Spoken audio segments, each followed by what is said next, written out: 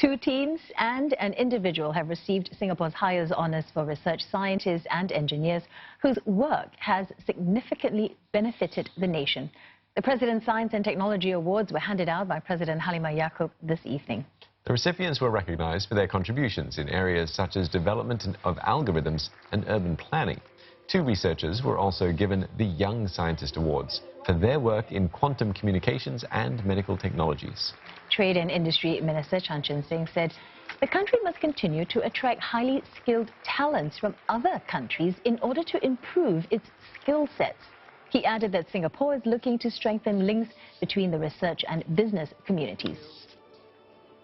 The government is working to integrate science and technology more deeply into our economic plans down to the sectoral and enterprise level. We are formulating plans to leverage science and technology to tackle each industry's challenges and capture the unique opportunities. Deborah Wong has more on 2 of the big winners. This is what it's like to have myopia, an eye condition that affects 80% of Singapore's young adults. And if it's severe, their vision could worsen with age.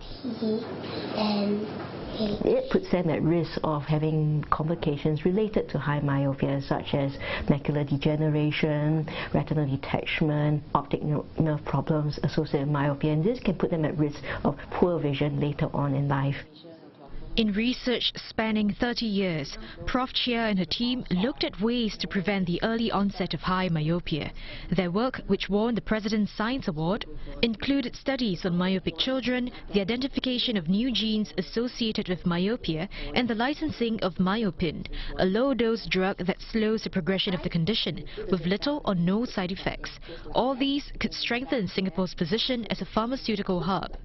It's predicted by the 2050 that about 50% of the world will be myopic. If we can develop treatments for these children, it's going to be a big commercial advantage for us.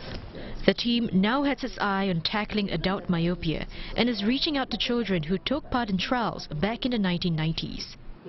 And on the environmental front, the new Tengah estate was designed to be sustainable, using a tool developed by this team. They've won the President's Technology Award for creating an integrated environmental modeler that simulates the impact of factors like sunlight, wind and noise on a 3D model. We are able to quantify to what extent the greenery can help to reduce the temperature. You will be able to harness the best benefit in terms of natural ventilation, daylighting, reducing the traffic noise at minimum cost.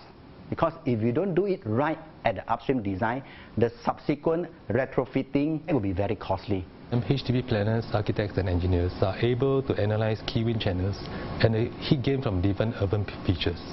This helps them to optimize different building layout orientation to maximize wind flow and promote natural ventilation. CNA understands the platform could also be used in future developments to build a greener Singapore.